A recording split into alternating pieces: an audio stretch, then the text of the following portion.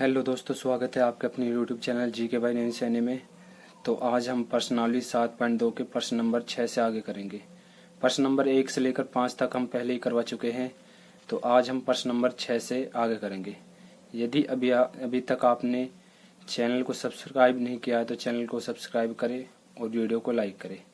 तो प्रश्न नंबर 6 दे रखा हमारा, यदि बिंदु 1, 2, 4y और x है और 3, 5 को इस क्रम में लेने पर एक समांतर चतुर्भुज के शीर्ष हो तो x और y ज्ञात कीजिए। तो हमें इसमें क्या करना है कि जो हमारे बिंदु दे रखे हैं समांतर चतुर्भुज के शीर्ष है और यहाँ से हमें x और y का मान निकालना है। तो इस प्रश्न को हम किस तरह से करेंगे। तो प्रश्न नंबर 6 के पॉइंट आपके दे रखे, बिंदु दे दिया हमारा a, b, c और d हो गया। तो हमने क्या मान लिया, हमारा ABC है, एक समांतर चतुर्भुज है। तो समांतर चतुर्भुज होते क्या है, यानी कि एक ऐसी आकृति जिसकी आमने सामने की भुजाएं क्या हो, आपस में समांतर हो। ठीक है, यानी आमने सामने की भुजाओं का युग्म क्या हो, समांतर हो।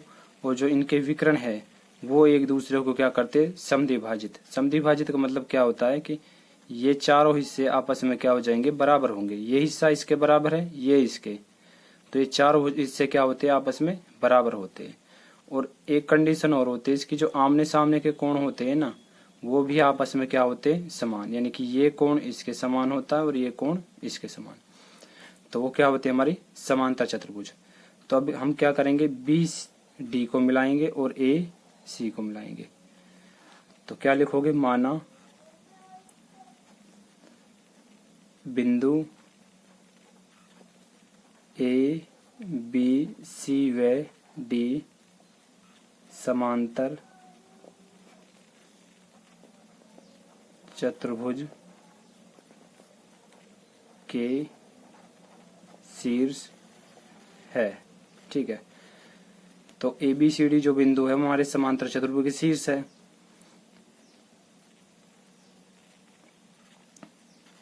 तथा इसके विकर्ण एक दूसरे को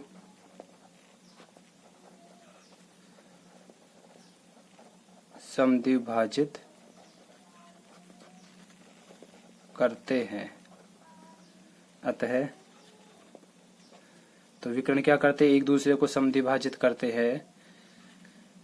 तो क्या हो जाएगा, जो इनका मध्य बिंदु निर्देशांक हो जाएंगे, यानी कि ये हिस्सा और ये हिस्सा चारों आपस में इक्वल है, तो मध्य बिंदु भी आपस में क्या हो जाएंगे इनके, यानी कि BD का मध्य बिंदु और AC का मध्य बिंदु आपस में क्या हो जाएंगे, इक्वल हो जाएंगे। तो अतः AC के मध्य बिंदु निर्देशांक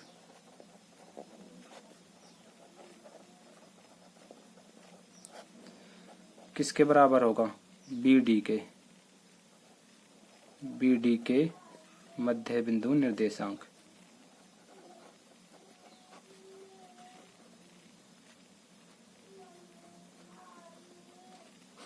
ठीक है, AC के मध्य बिंदु निर्देशांक और BD के आपस में क्या हो जाएंगे, इक्वल। तो हमें पता है मध्य बिंदु निर्देशांक किस तरह से निकालते हैं, x1 प्लस में x2। ये x1 है और ये क्या है हमारा x2। तो x1 प्लस में x2 बटे में 2 और y1 प्लस में y2 बटे में 2। और BD के क्या हो जाएंगे, इसी तरह से BD के x1 प्लस में x2 बटे में 2 और y1 प्लस में y2 बटे में 2। अब AC में x1 ये है, ये y1 है, ये x2 और ये y2। तो क्या आ जाएगा हमारा, 1 प्लस में x बटे में 2 कोमा 2 प्लस में 6 बटे में 2।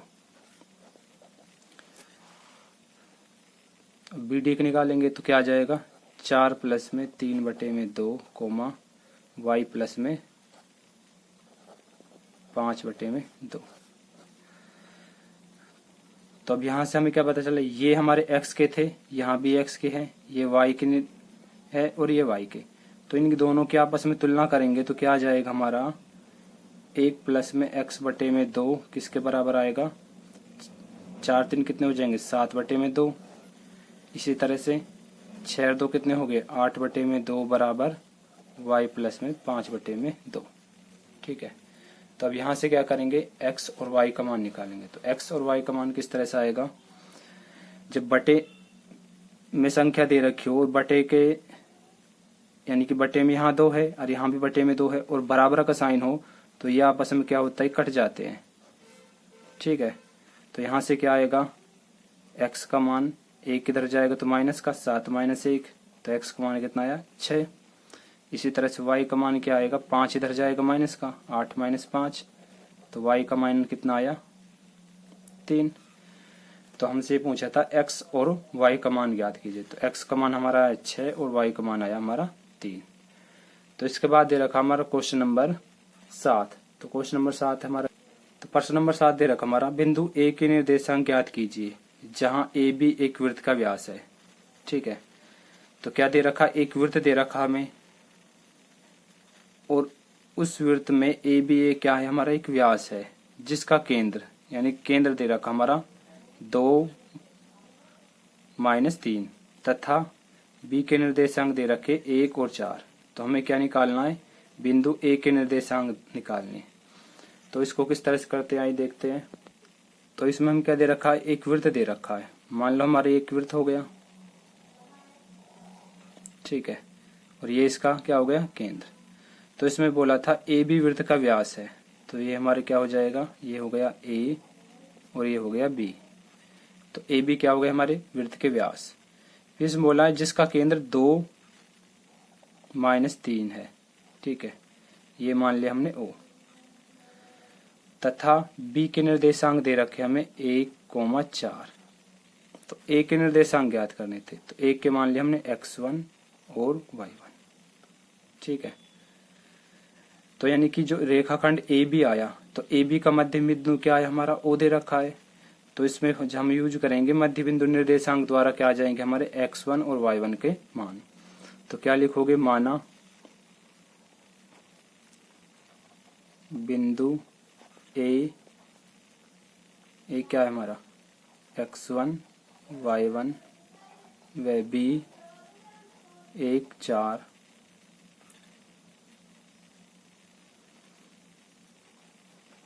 वृत्त का व्यास है। ठीक है, तो AB क्या हो गया हमारे वृत्त का व्यास है व O AB का मध्य बिंदु है।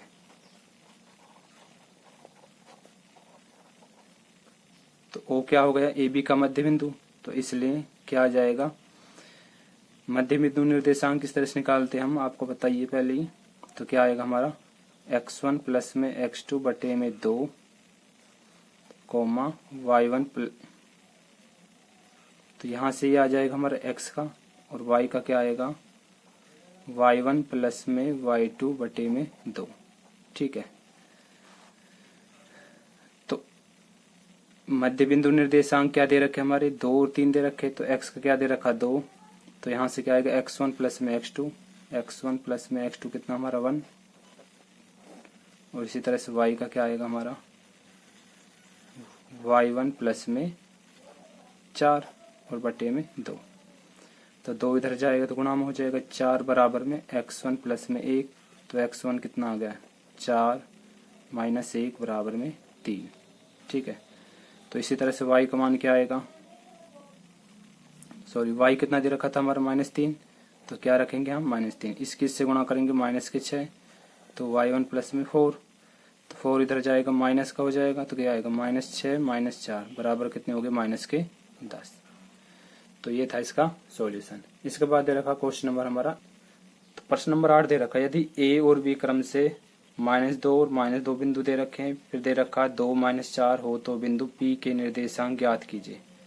P के निर्देशांक ज्ञात करने ताकि AP क्या दे रखा है 3/7 गुणा हो किससे AB के, यानी जो AP दे रखा है 3/7 गुणा हो AB का, और P रेखाखंड A पर स्थित हो, यानी कि जो आपका बिंदु P दे रखा है वो रेखाखंड किस पर हो AB पर। तो इसको किस तरह से करेंगे देखते हैं। तो इसमें क्या दे रखा हमें एक रेखाखंड दे रखा है, तो ये रेखाखंड हो गया हमारा A बी। ठीक है, और इस पर कोई पी बिंदु है तो ये पी बिंदु हो गया हमारा। और इसमें दे रखे बिंदु ए के बिंदु दे रखे हमें -2 और -2, और बी के दे रखे हमारे 2 -4। ठीक है, और पी के निर्देशांक ज्ञात करने। पी के निर्देशांक क्या हो जाएंगे हमारे, ये हो जाएगा x और ये y। तो पी के निर्देशांक क्या मान लिया हमने, x y। उसके बाद बोला है हमारा जो ए पी है वो 3/7 गुना है ए बी का। ठीक है, तो अब यहाँ से हमें क्या निकालना है, हमें यहाँ से रेशियो निकालना है, यानी कि रेशियो क्या आएगा हमारा इसका। तो अब क्या करेंगे, जो ए बी है इस तरफ आएगा तो यानी कि ये गुणा में है, गुणा में जो संख्या होती है इस तरफ आती है तो किस में चल जाती है, भाग में। तो ए पी बटे में क्या आ जाएगा, ए बी बराबर 3/7। तो अब यहाँ से हमें क्या मिला, यानी कि ए पी है जो वो हमारा 3 आया, और ए बी का मान कितना आया हमारा 7। ठीक है, तो ए बी का मान यानी कि यहाँ से यहाँ तक का मान कितना है 7, और 7 में से हम यदि ए पी यहाँ से यहाँ तक का मान माइनस कर दे तो क्या बच जाएगा हमारा पी बी का मान। तो क्या आ जाएगा हमारा पी बी, क्या आएगा हमारा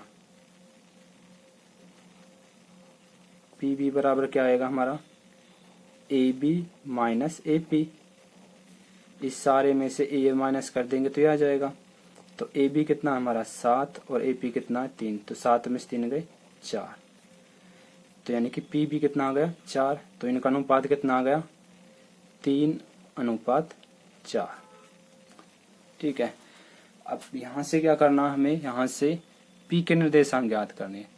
तो विभाजन सूत्र द्वारा क्या आएगा आपका, विभाजन सूत्र द्वारा। ठीक है, तो विभाजन सूत्र क्या होता है हमारा, x बराबर में क्या होता है m1 x2 प्लस में m2 x1 बटे में m1 प्लस में m2। ठीक है, और इसी तरह से क्या आ जाएंगे हमारे दूसरा y का। तो पहले x के निकालेंगे हम, तो x के निर्देशांक क्या आएंगे, x बराबर m1 कितना हमारा 3, और x2 कितना हमारा, ये x1 है और ये x2 2, और m2 कितना हमारा 4, और फिर क्या है x1 कितना हमारा -2,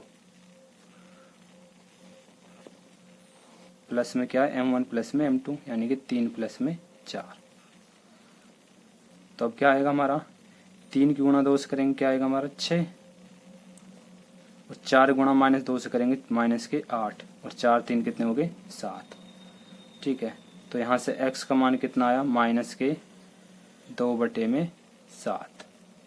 ठीक है, अब इसी तरह से क्या आएगा हमारा y का। तो यहाँ जहाँ जहाँ x2 लिख रहा है वहाँ क्या आ जाएगा हमारा y1।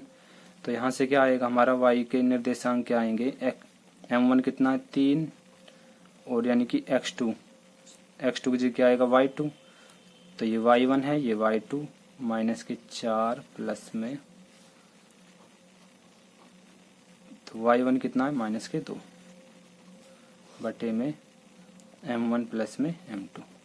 इसकी इससे गुणा करेंगे -12, इसकी इससे गुणा करेंगे -8, 4 3 7, 12 8 कितने हो गए -20 बटे में 7। तो यानी कि p के निर्देशांक क्या आ गए हमारे -2/7 और -20/7।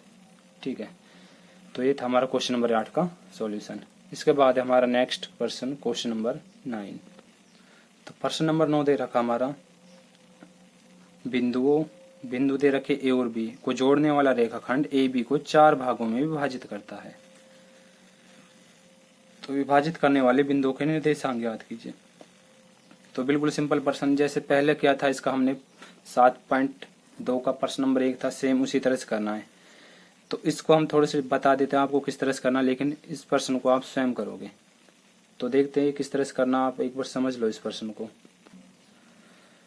तो प्रश्न नंबर 9 में क्या करना है, यानी कि हमें एक रेखाखंड ए बी दे रखा था। ठीक है, तो ए के बिंदु ये हो गए, बी के ये हो गए, यानी कि 4 समान भागों में बांटना था। तो हमने 1 2 3 और ये 4 समान भाग कर लिए। तो पी के निर्देशांक मान लिए ये क्यू के, ये आर के। तो इसके बाद क्या करना हमें, केस फर्स्ट क्या हो जाएगा हमारा, यानी कि जब हम पी के निर्देशांक ज्ञात करेंगे तो ये बिंदु पी है।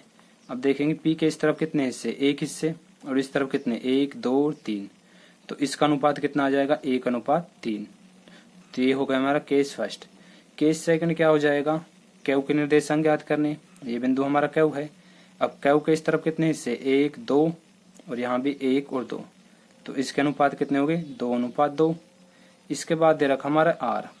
तो आर बिंदु यहाँ पर है हमारा, तो आर के निर्देशांक क्या आएंगे, यानी कि आर के इस तरफ कितने हिस्से, 1 2 3। तो 3 अनुपात, और यहाँ पर कितना 1, तो 3:1। ठीक है, जैसे आपका प्रश्न नंबर 1 था बिल्कुल सिंपल उसी तरह से होगा ये। ठीक है, तो प्रश्न नंबर 9 आप स्वयं करके देखोगे, बिल्कुल सिंपल है, इसमें कुछ नहीं है। बस जो आपको दिक्कत थी वो मैंने आपको बता दी, यानी कि केस फर्स्ट हो जाएगा, सेकंड और थर्ड। यहाँ से क्या आ जाएंगे, पी के निर्देशांक, क्यू के निर्देशांक और आर के निर्देशांक। इसके बाद दे रखा हमारा प्रश्न नंबर 10। ठीक है, तो प्रश्न नंबर 10 किस तरह से करना है ये देखते हैं। तो प्रश्न नंबर 10 दे रखा, एक समचतुर्भुज का क्षेत्रफल ज्ञात कीजिए। यानी कि समचतुर्भुज क्या होती है, जिसकी सभी भुजाएं क्या हो, आपस में समान। समांतर में क्या थी, आमने सामने की भुजाओं का युग्म क्या था, समांतर था। लेकिन इसमें समचतुर्भुज होते हैं, सभी भुजाएं आपस में समान होती है। फिर क्या दे रखा, जिसके शीर्ष इस क्रम में हो, यानी कि शीर्ष दे रखे हैं इसके चारों। तो संकेत में क्या दे रखा है, समचतुर्भुज का क्षेत्रफल। तो क्या होता है, 1/2 उसके विकर्णों का गुणनफल। ठीक है, तो हमें क्या निकालना है, समचतुर्भुज का क्षेत्रफल। तो इसको किस तरह से करेंगे हम, यानी क्या दे रखी है हमें, एक समचतुर्भुज दे रखी है। तो एक समचतुर्भुज बनाएंगे, यानी कि ऐसी चतुर्भुज जिसकी सभी भुजाएं समान हो, यानी कि ये सारी भुजा आपस में क्या है, बराबर। और ये क्या है, इसके विकर्ण। और इसके बिंदु दे रखे हमें, ए दे रखा हमारा 3,0, बी है हमारा 4 5, सी है हमारा -1 4, व डी है हमारा -2 -1। तो क्या करना है, इसका क्षेत्रफल ज्ञात करना है। तो क्षेत्रफल क्या बताया इसका हमारा, यानी कि क्षेत्रफल होता है इसका 1/2 उसके विकर्णों का गुणनफल, यानी कि इस ये विकर्ण और ये विकर्ण इनका गुणनफल। तो यहाँ से हमें क्या करना है, यानी कि बी डी के बीच की दूरी और ए सी के बीच की दूरी ज्ञात करनी पहले। तो किस तरह से करेंगे, क्या लिखोगे, माना बिंदु ए बी सी व डी समचतुर्भुज के शीर्ष है। ठीक है, तो अब क्या करोगे, विकर्ण निकालोगे बी डी। तो विकर्ण बी डी क्या आएगा, यानी कि बी डी क्या आएगा, यानी कि इन दोनों के बीच की दूरी। तो दूरी सूत्र हमें पता है क्या होता है, x2 - x1, x2 - x1 का स्क्वायर प्लस में y2 - y1 का स्क्वायर। तो ये हमारा बी डी लिया, तो ये हमारा x1 और ये हमारा x2। तो क्या आएगा,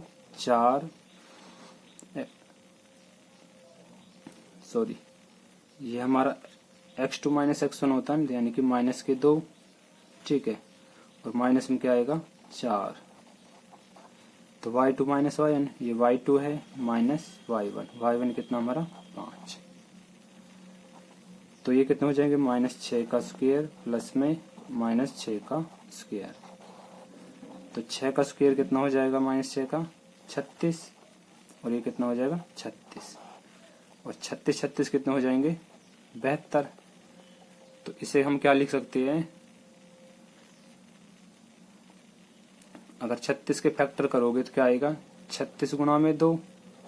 ठीक है, तो 36 का वर्गमूल कितना होता है 6, तो हम क्या लिख सकते हैं 6√2। ठीक है, इसके बाद क्या निकालोगे, विकर्ण दूसरा AC। तो विकर्ण AC क्या आएगा हमारा, इसी तरह से इनके बीच की दूरी। तो क्या आएगा, x2 - x1, ये हमारा x1 है और ये x2। तो क्या आएगा, -1 -3 का स्क्वायर प्लस में 4 माइनस 0। ठीक है, तो क्या आएगा,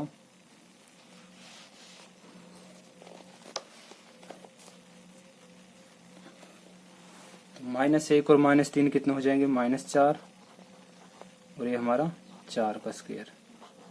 ठीक है, तो -4 का स्क्वायर 16 और 4 का स्क्वायर भी 16 है, तो 16 कितने हो गए, 32। तो हमें क्या लिख सकते हैं इसको, 16 गुणा में 2। ठीक है, 16 गुणा में 2, तो 16 का वर्गमूल कितना होता है, 4, 4√2। तो इसका क्षेत्रफल क्या आ जाएगा हमारा, क्षेत्रफल क्या होता है, 1/2 गुणा में विकर्णों का गुणनफल। तो विकर्ण पहला कितना आया हमारा, 6√2, और दूसरा कितना आया, 4√2। ठीक है, तो √2 की गुणा √2 से करेंगे तो कितना आएगा हमारा, यानी कभी भी कोई अभाज्य संख्या दे रखी हो और उसकी रूट में हो, उनकी गुणा करते हैं जो संख्या दे रखी है तो हमेशा हो ही आती है। ठीक है, तो √2 की गुणा √2 से करेंगे तो क्या आएगा, 2। ठीक है, और साथ में इसकी करोगे कितना हो जाएगा, 6 चौक 24, तो 2 से 2 कट जाएगा हमारा, तो कितना आंसर आया हमारा, 24 मात्रक। ठीक है, तो आंसर कितना है हमारा इसका, 24 मात्रक।